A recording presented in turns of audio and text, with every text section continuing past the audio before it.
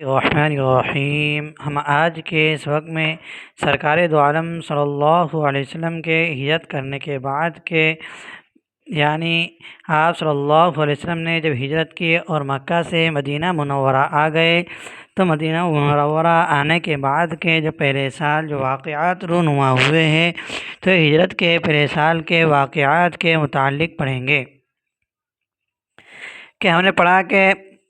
مسلمان مکہ میں پریشان حال ہو کر اور مشرکین مکہ سے بچ کر جب مدینہ پہنچے تو اب کوئی مدینہ کے جو مسلمان تھے انصار مدینہ جن کو کہا جاتا ہے تو کچھ بڑے مالدار یا صاحب ثروت یا کسی بڑی جاگیر و املاک کے مالک نہ تھے، مگر دل کے ایسے غنی تھے،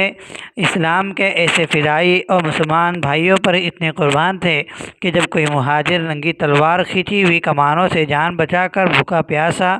مدینہ پہنچتا تھا تو ہر انصاری یہ چاہتا تھا کہ وہ مہاجر اس کے پاس ٹھہرے۔ آخر قرہ اندازی ہوتی یعنی چٹھی ڈالی جاتی اور جس کے نام پر قرہ نکل آتا وہ اپنے مہاجر بھائی کو اپنے گھر لے جاتا، مکان، اسباب، روپیہ، زمین، مویشی گرد جو کچھ اس کی ملکیت میں ہوتا اس کا آدھا حصہ اسی دن تقسیم کر کے دے دیتا۔ مکہ اور مدینہ کے حالات اس طرح تھے کہ مکہ میں صرف ایک قوم قریش کا زور اور حکومت تھی اور سب کا مذہب زیادہ تر بت پرست تھا۔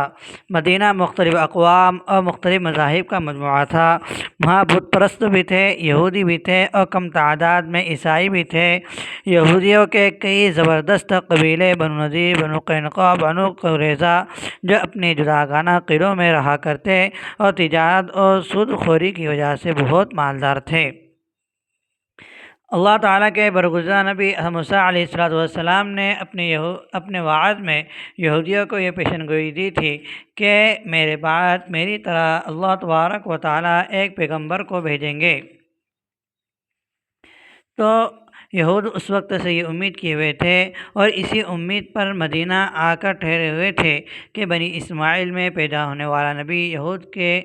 قوموں کو دور کرنے، یہود کے قومی ادبار کو دور کرنے، ان کے گزشتہ شان و شوکت، حکومت و سلطنت کو دوبارہ زندہ کرنے والا ہوں گا۔ جب سے یہود کو شام سے نکالا گیا، ذلت و غلامی کے گھڑے میں ڈالا گیا، اس وقت سے وہ آپ صلی اللہ علیہ وسلم کی امید پر لگے ہوئے تھے، ان کی زیادہ آپ پر اور زیادہ لگی ہوئی تھی۔ اب اسماعیل نبی کا مدینہ میں تشریف لانا سن کر یہودی بالخصوص بہت خوش ہو رہے تھے، لیکن جب انہوں نے دیکھا کہ یہ تو عیسیٰ علیہ السلام کو صحیح ٹھہراتا ہے، ان کی تعلیمات کو سچا بتاتا ہے اور عیسیٰ علیہ السلام پر ایمان لانے کو اسلام کا ضروری ولا ینفک جز قرار دیتا ہے، اس کی بزرگی کے یہودیوں کو انصاف سے ملزم ٹھہراتا ہے، کیونکہ یہودی عیسیٰ علیہ السلام کو نہیں مانتے بلکہ انہیں اللہ تبارک و تعالیٰ کا نبی نہیں کہتے۔ تو یہودی عیسیٰ علیہ السلام کو نہیں مانتے، عیسیٰ علیہ السلام کے دشمن ہیں، تو آپ صلی اللہ علیہ وسلم عیسیٰ علیہ السلام کو سچا ٹھہرانے کی بنا پر یہود آپ صلی اللہ علیہ وسلم کے دشمن ہو گئے،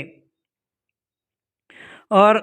عیسائی لوگ بھی جو آپ صلی اللہ علیہ وسلم کے منتظر تھے اور آپ کا انتظار کر رہے تھے، کیونکہ عیسیٰ علیہ السلام نے فرمایا تھا کہ من بعد اسمہ احمد، کہ میرے بعد ایک بشیر اور نذیر آئیں گا کہ جس کا نام احمد ہوں گا۔ تو عیسائی بھی یہودیوں کی طرح آپ کا انتظار کر رہے تھے جو یہود سے ان کے ظلم کا بدلہ لینے، عیسائیوں کو جلال بخشنے اور عیسیٰ علیہ السلام کی صداقت کا ظاہر کرنے والا ہوں گا۔ لیکن جب انہوں نے دیکھا کہ نبی کریم صلی اللہ علیہ وسلم عیسائیوں کے بناوٹی خود ساختہ مسائل ابنیت یعنی عیسیٰ علیہ السلام کو اللہ کا بیٹا ماننا اور تثلیث یعنی ثالث ثلاثہ اللہ تبارک و تعالیٰ تین میں سے ایک ہے یعنی خدائی کے اندر تین لوگوں کو خدا ماننا، اور کفارہ اور رہبانیت اور پوپ کے الہی اختیارات جو عیسائیوں کے یہ خود ساختہ بناوٹی باطل عقائد تھے ان کو غلط ٹھہراتا ہے، تب وہ بھی ہمارے پیغمبر صلی اللہ علیہ وسلم کے دشمن ہو گئے۔ مدینہ کی حالت کا اندازہ اس لیے کرنے سے ہوتا ہے کہ عبداللہ ابن سلول کے حال پر ایک ہم نظر ڈالیں کہ یہود کے علاوہ مدینہ کا ممتاز اور ذی اثر شخص یہ بھی تھا، اوس اور خزرج کے قبیلوں پر اس کا پورا رعب تھا، اور اس کو امید تھی کہ ان طاقتور قبیلوں کی مدد سے مدینہ کی سب سے اعلیٰ طاقت بن جائے گا۔ جب اس نے دیکھا کہ اوس اور خزرج مسلمان ہو رہے ہیں تو وہ خود بھی بظاہر یعنی اوپر سے مسلمان ہو گیا، لیکن جب اس نے دیکھا کہ یہود نبی کریم صلی اللہ علیہ وسلم کے دشمن ہے تو اس نے چاہا کہ یہودیوں پر بھی اس کا پہلا اثر قائم رہے اور مسلمان ہو جانے والے قبائل بھی بدستور اس کے اقتدار میں رہے۔ اس نے یہ رویہ اختیار کیا کہ مسلمانوں میں بیٹھ کر ان سے اپنی رفاقت کا اقرار کرتا اور مسلمانوں میں بیٹھ کر مسلمان جیسی باتیں کرتا اور دیگر قوموں کے سامنے ان کے اپنے اتحاد اور صداقت کا دعویٰ کرتا۔ اور چونکہ فی الحقیقت اسلام کو اپنے آرزوں کا پامال کنندہ سمجھتا تھا، اس لیے جب موقع ملتا مسلمانوں کو ضرر رسانی میں تکلیف پہنچانے میں کبھی دریغ نہ کرتا۔ اس گروہ کا نام مسلمانوں نے منافق رکھا۔ مدینہ کی یہ حالت تھی اور اس وجہ سے ظاہر ہے کہ اسلام کی دعوت اور منادی کے لیے اس جگہ بہت سی دشواریوں کا سامنا تھا۔ ایک منصف اور غور کرنے والی طبیعت فیصلہ کر سکتی ہے کہ ان سب معانے پر، ان سب منع رکاوٹوں پر غالب آنا اسلام کی صداقت کی عمدہ دلیل ہے۔ اشاعت اسلام میں جو کامیابی نبی کریم صلی اللہ علیہ وسلم کو مدینہ منورہ میں بمقابلے مکہ معظمہ کی ہوئی، اس کا ذکر قرآن مجید نے پہلے سے ہی بطور پیشن گوئی فرما دیا تھا۔ وَلِلْآخِرَةُ خَيْرٌ لَكَ مِنَ الْأُولَىٰ، کہ پچھلا تیرے لیے سب سے بہتر ہوگا، یعنی مدینہ منورہ سب سے آپ صلی اللہ علیہ وسلم کے لیے سب سے بہتر ہوگا۔ آپ صلی اللہ علیہ وسلم جب مدینہ منورہ آئے تو مدینہ کے اندر جیسا کہ ہم نے پڑھا کہ مختلف قبائل کے لوگ تھے، تو آپ صلی اللہ علیہ وسلم نے امن کے لیے، استحکام امن کے لیے بین الاقوامی معاہدہ اور قریش کی شرارتوں اور سازشوں اور حملوں اور یہود کی وعدہ شکنی، عہد شکنی، مسلمانوں کی کامیابی اور منادان اسلام کو وعد و انداز میں آزادی ملنا اور اسلام کی وسعت اور امن وسیط کا قیام فرمایا کہ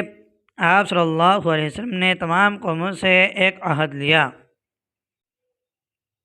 ایک عہد نامہ لکھا گیا کہ عہد نامے کی تحریر یہ ہے کہ نبی محمد صلی اللہ علیہ وسلم کی طرف سے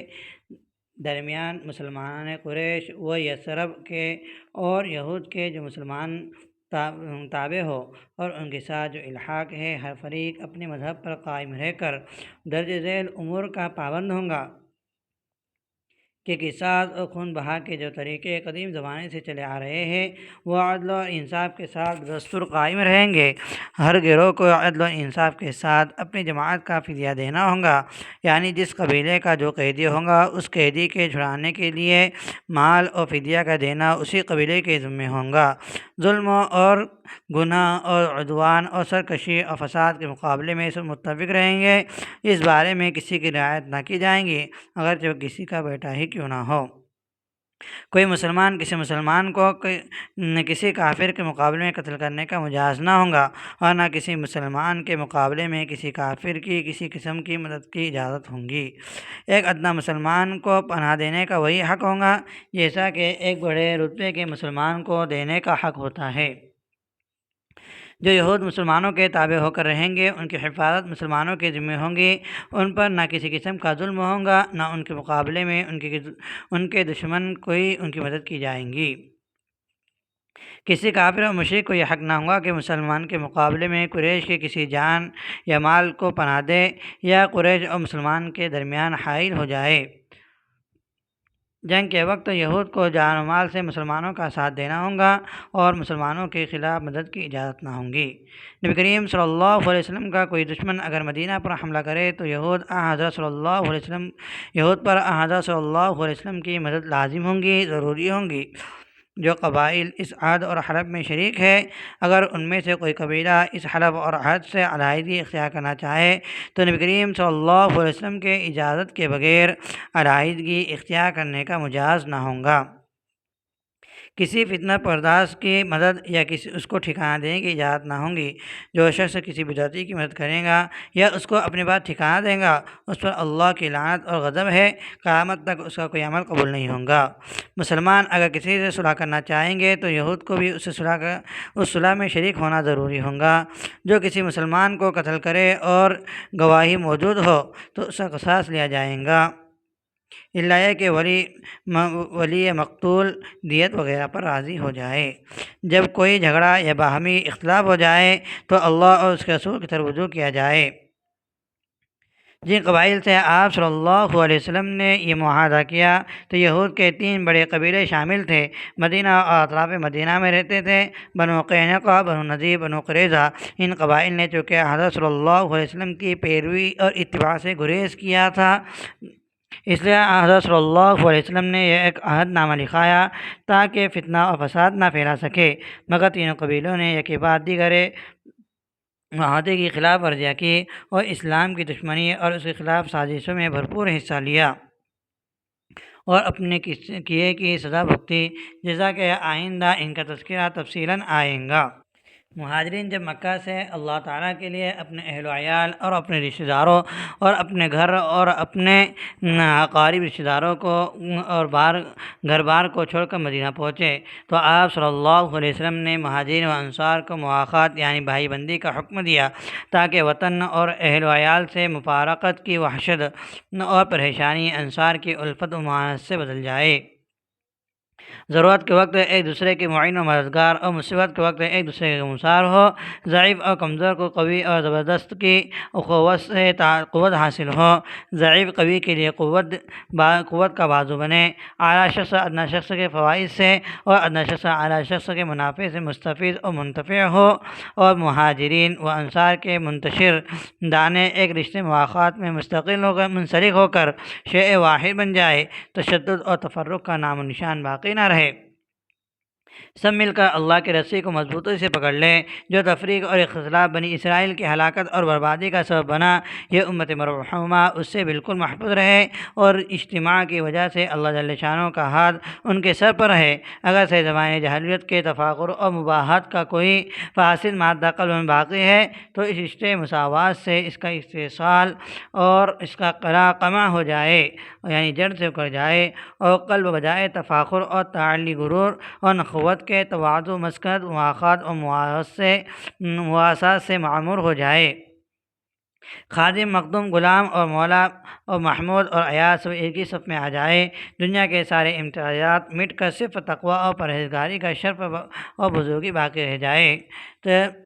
تو ہجرت کے 5 ماہ بعد 45 مہاجرین اور 45 انصار کے درمیان انس رضی اللہ عنہ کے مکان میں مواخات ہوئی۔ ایک مہاجر کو ایک انصار کا بھائی بنایا گیا۔ حضرت ابوبکر صدیق رضی اللہ عنہ، خارجہ بن زید رضی اللہ عنہ کے اور حضرت عمر رضی اللہ عنہ جو مہاجر ہے، یہ عتبان بن مالک رضی اللہ عنہ کے اور ابو عبیدہ بن جراح رضی اللہ عنہ، سعد بن معاذ رضی اللہ عنہ کے اور عبد الرحمن بن عوف، سعد بن ربیع رضی اللہ عنہ کے اور زبیر بن عوام رضی اللہ عنہ، سلامہ بنت سلامہ بن قش رضی اللہ عنہ کے، عثمان بن عفان رضی اللہ عنہ، اوس بن ثابت رضی اللہ عنہ کے اور طلحہ بن عبید اللہ رضی اللہ عنہ، کعب بن مالک کے اور سعید بن زید بن عمرو بن نفیل رضی اللہ عنہ، کعب بن ابی بن کعب رضی اللہ عنہ کے بھائی بنے، اور مصعب بن عمیر رضی اللہ عنہ، ابو ایوب خالد بن زید انصاری رضی اللہ عنہ کے اور ابو حذیفہ بن عتبہ رضی اللہ عنہ، عباد بن بشر کے اور عمار بن یاسر رضی اللہ عنہ، حذیفہ بن یمان رضی اللہ عنہما کے اور ابو ذر غفاری رضی اللہ عنہ، منذر بن عمرو رضی اللہ عنہ کے اور سلمان فارسی رضی اللہ عنہ، ابو الدرداء عویمر بن ثعلبہ رضی اللہ عنہ کے اور بلال رضی اللہ عنہ، ابو رویحہ عبداللہ بن عبد الرحمن رضی اللہ عنہ کے اور حاطب بن بلتعہ یہ رضی اللہ عنہ، عویم بن سعیدہ رضی اللہ عنہ کے اور ابو مرثد رضی اللہ عنہ، عبادہ بن صامت رضی اللہ عنہ کے بھائی بنے۔ اسی طرح عبداللہ بن جحش رضی اللہ عنہ یہ عاصم بن ثابت رضی اللہ عنہ کے، اور عتبہ بن غزوان رضی اللہ عنہ، ابو دجانہ سماک بن خیشہ رضی اللہ عنہ کے، اور ابو سلمہ بن عبد الاسد رضی اللہ عنہ، سعد بن خیثمہ رضی اللہ عنہ کے، عثمان بن مظعون رضی اللہ عنہ، ابو الہیثم بن تیہان رضی اللہ عنہ کے، اور عبیدہ بن حارث رضی اللہ عنہ، عمیر بن حمام رضی اللہ عنہ کے، طفیل بن حارث رضی اللہ عنہ یعنی عبیدہ بن حارث رضی اللہ عنہ کے بھائی، سفیان نصر خزرجی رضی اللہ عنہ کے، اور صفوان بن بیضہ رضی اللہ عنہ،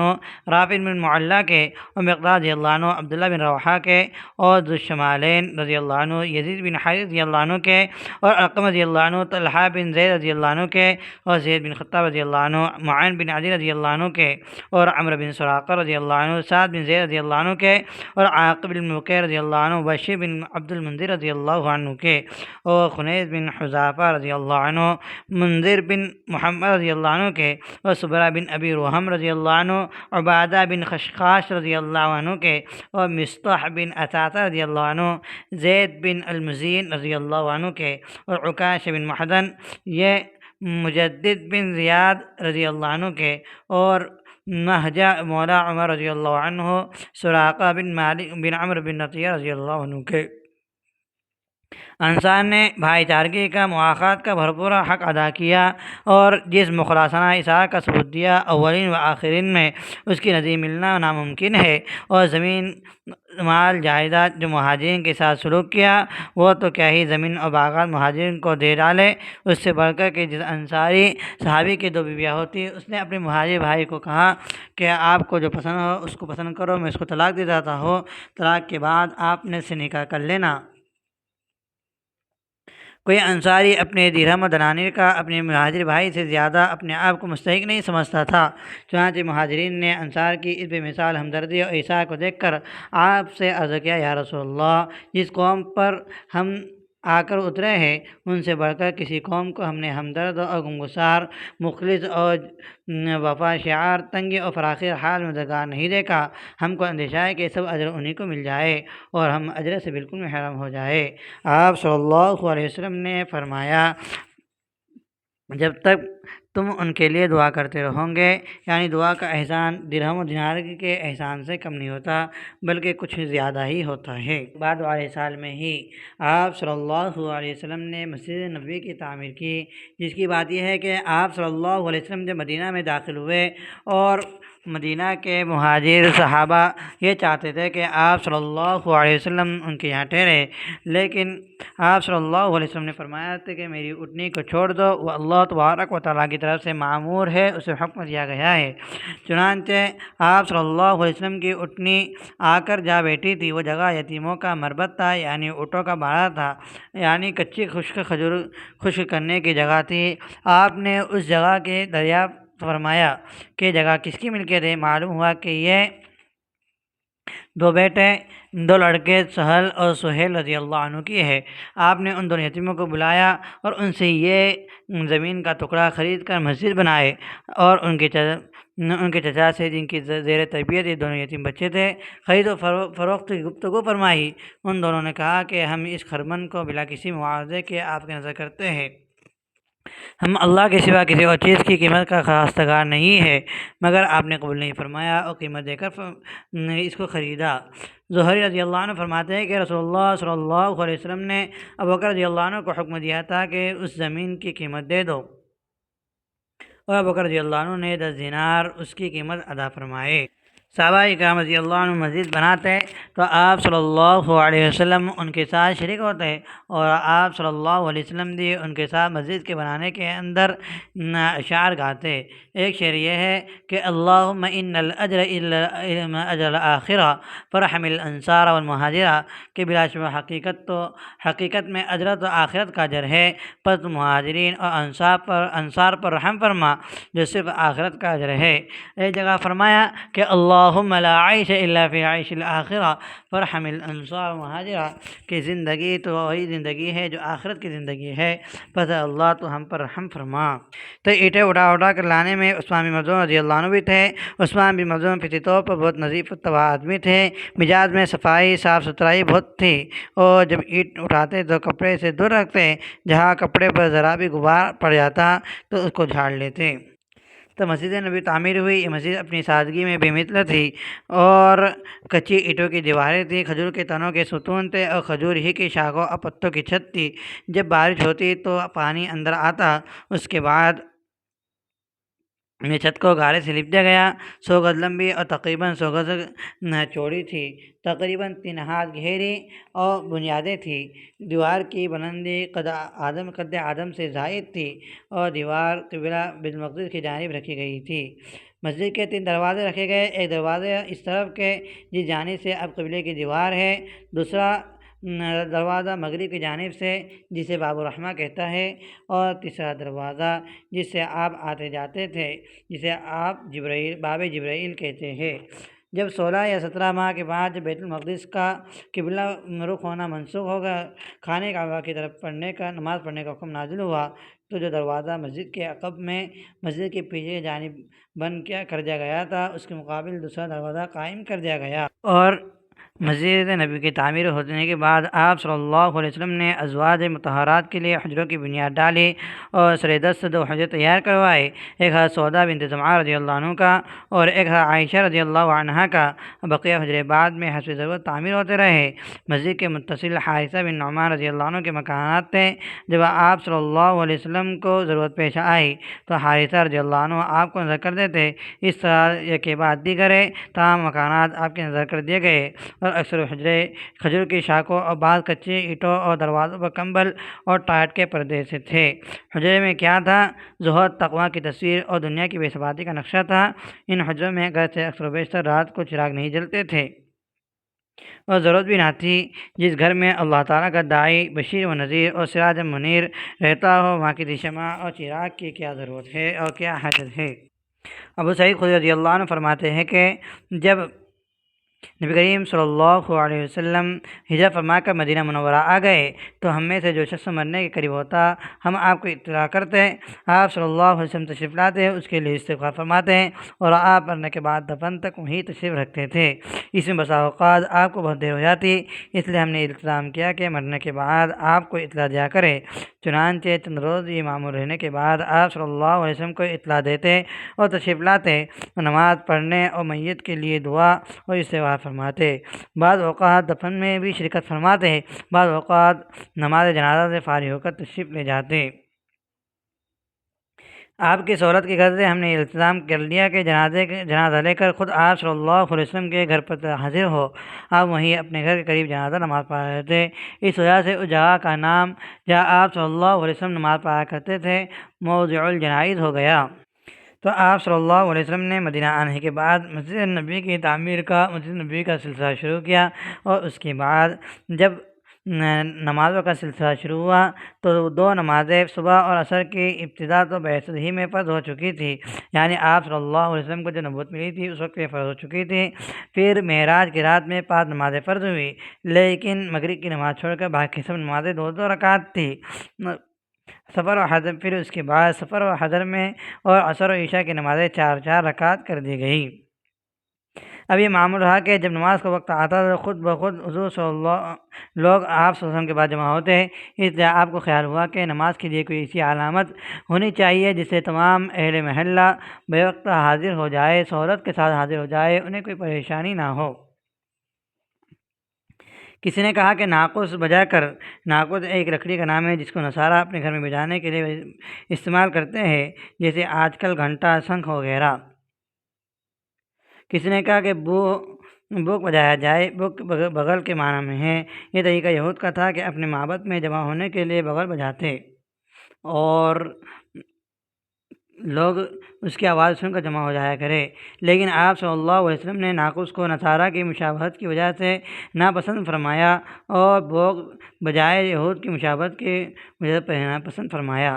آپ صلی اللہ علیہ وسلم نے فرمایا کہ اگر کسی بلند جگہ اونچی جگہ پر آگ سلگا دیا کرے اور لوگ اس کو دیکھ کر جمع ہو جایا کرے تو آپ نے فرمایا کہ طریقہ مجوسی کیا ہے؟ مجوسی کے ساتھ مشابہت کی وجہ سے اس کو ناپسند فرمایا ہے۔ اسی درمیان میں عبداللہ بن یزید رضی اللہ عنہ نے یہ خواب دیکھا کہ ایک سبز پوش یعنی سفید کپڑے پہنا ہوا شخص ناقوس ہاتھ میں لیے ہوئے میری طرف سے گزر رہا ہے۔ میں دریافت کیا کہ اس ناقوس کو فروخت تو کریں گے؟ اس نے کہا کہ اس سبز پوش نے کہا کہ تم اس کو خریدو گے؟ میں نے کہا کہ اس کو بجا کر نماز کے لیے بلایا کرے۔ تو سبز پوش نے کہا کہ تم اس سے بہتر اور عمدہ چیز نہ بتاؤ؟ میں نے کہا کہ کیوں نہیں؟ بتلایا کہ اللہ اکبر۔ اس شخص نے کہا کہ اس طرح کہو، اللہ اکبر اللہ اکبر، اشہد ان لا الہ الا اللہ اشہد ان لا الہ الا اللہ۔ الغرض نماز کے کلمہ بتائے، پھر ذرا ہٹ کر اقامت کی تلقین کی۔ جو نماز کے لیے کھڑے ہو تو اس طرح کہو، اور حی علی الصلاۃ کے بعد 2 مرتبہ حی قد قامت الصلاۃ کا اضافہ کرو۔ جب صبح کی نماز ہوئی تو آپ صلی اللہ علیہ وسلم کی خدمت میں حاضر ہوا اور یہ خواب بیان کیا، تو آپ صلی اللہ علیہ وسلم نے فرمایا کہ ان هذه الرؤیا بالحق ان شاء اللہ تعالی۔ یہ خواب بالکل سچا ہے اور حق ہے انشاء اللہ تعالی۔ اس مقام پر کلمہ انشاءاللہ کی تعلیق اور شک کے لیے نہیں بلکہ تبرک اور تعجب کے لیے فرمایا ہے۔ چنانچہ اس کے بعد عبداللہ بن زید کو حکم دیا کہ یہ کلمات بلال کو بتلا دے کہ وہ اذان دے، اس لیے کہ بلال رضی اللہ عنہ کی آواز تم سے زیادہ ہے۔ بلال رضی اللہ عنہ نے اذان دی، عمر رضی اللہ عنہ کان میں اذان پہنچی۔ اسی وقت چار گھسیٹتے ہوئے گھر سے نکلے اور آپ صلی اللہ علیہ وسلم کی خدمت میں حاضر ہوئے۔ عرض کیا یا رسول اللہ، قسم اس ذات کی جس نے آپ کو حق دے کر بھیجا ہے، البتہ تحقیق میں نے بھی ایسا ہی کیا جیسا کہ عبداللہ بن زید کو دکھلایا گیا۔ تو ہجرت کے متعلق جو بات ہم نے پڑھی کہ پہلی بات کہ آپ صلی اللہ علیہ وسلم ہجرت کر کے مدینہ آئے اور مدینہ کے اندر مختلف جماعتیں اور قبائل تھے۔ پھر مدینہ کے اندر آپ صلی اللہ علیہ وسلم نے معاذ علی کھایا اور معاذ علی کھانے کے بعد مسجد نبوی کی تعمیر اور ازواج مطہرات کے حجرت کی تعمیر ہوئی۔ اب ہم پڑھتے ہیں کہ مثلا ہجری 1 میں اور کیا واقعات رونما ہوئے۔ تو قباء سے مدینہ آنے کے بعد آپ صلی اللہ علیہ وسلم کلثوم بن حضم نے، جن کے مکان پر آپ صلی اللہ علیہ وسلم نے ایک زمانے تک قیام فرمایا تھا، قباء میں فروکش رہے تھے، وہ انتقال کر گئے۔ مسجد نبی کی تعمیر سے آپ ہنوز فارغ ہوئے تھے کہ سعد بن زرارہ رضی اللہ عنہ بھی نقیب بن نجار انتقال کر گئے۔ بن نجار آپ صلی اللہ علیہ وسلم کی خدمت میں حاضر ہوئے۔ آپ سے ان کے بجائے کسی اور نقیب کو منتخب فرمانے کو کہا۔ آپ نے فرمایا کہ تم میرے ماموں میں ہو، میں تم سے ہوں اور میں تمہارا نقیب ہوں۔ اس کے بعد بنی نجار کے نقاہت قبول فرمانا، یہ بن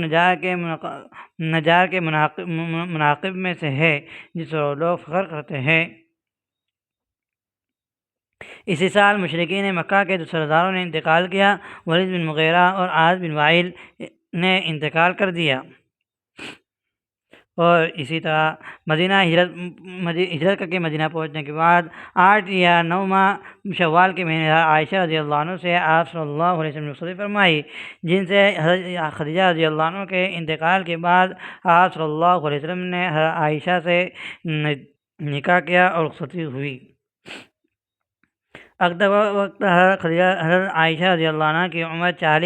6 یا 4 سال کی تھی اور رخصتی کے وقت آپ کی عمر 9 سال کی تھی۔ بعض کا قول ہے کہ 18 ماہ بعد 2 سن ہجری میں عائشہ سے خلوت فرمائی۔ ہجرت کر کے جب مدینہ منورہ آئے تو مدینہ کے تمام کنویں کھارے تھے، صرف ایک کنواں بئر روما کا پانی میٹھا تھا جس کا مالک یہودی تھا جو بغیر قیمت کے پانی نہ دیتا تھا۔ فقراء مسلمین کو دشواری پیش آتی تھی اور عثمان رضی اللہ عنہ نے بئر روما کو خرید کر رسول اللہ صلی اللہ علیہ وسلم کے دست مبارک پر جنت کے لیے ایک چشمے کا معاوضہ میں فروخت کر دیا اور مسلمانوں کے لیے وقف قرار دیا کہ جس کا چاہے اسے پانی بھرے، اور جس حدیث کو امام ترمذی نے فرمایا ہے۔